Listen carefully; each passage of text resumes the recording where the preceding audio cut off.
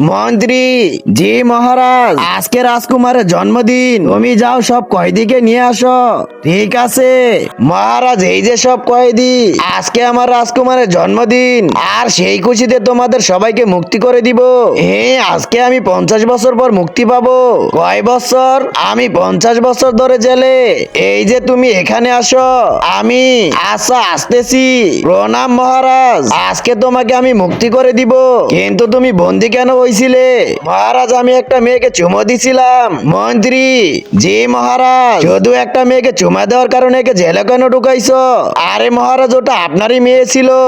কে? জলদি তারাও একে। বাঘশালা, এবার এই যে তুমি, আমি, হ্যাঁ এখানে আসো। জি মহারাজ, তুমি কি কারণে বন্দী হয়েছিলে? মহারাজ, আমি একটা পাদ মারছিলাম। পাদ মারছিলে তো কি হয়েছে? এটা কি এমন ব্যাপার, তুমিও পাদো আমিও পাদি, সবাই পাদে। মন্ত্রী, জি মহারাজ। মন্ত্রী, একে তুমি পাদের জন্য জেলের কয়েদি বানিয়ে দিলে। আরে মহারাজের পাদের কারণে সবাই উপরে চলে যাচ্ছিল। কি? জলদি জলদি সরাও তাহলে এটাকে। এই যে বুড়ো দাদা, এবার আপনি আসেন। থাকো তাহলে, আমি যাচ্ছি। আরে দাদাজি, আপনি কেন জেলে বন্দী হয়েছিলেন? আজকে দেখবো শয়তানকে হারিয়ে কে কে আল্লাহকে ভালোবাসে। যারা আল্লাহকে ভালোবাসে তারা ভিডিওটি একটি লাইক করে চ্যানেলটি অবশ্যই সাবস্ক্রাইব করবা। শয়তানকে ভালোবাসলে লাইক সাবস্ক্রাইব কিছুই করতে হবে না, আর কমেন্টে আল্লাহর নামটি লিখে যাও। আরে বেটা, আমাকে তোমার দাদার দাদা আটকাইছিল।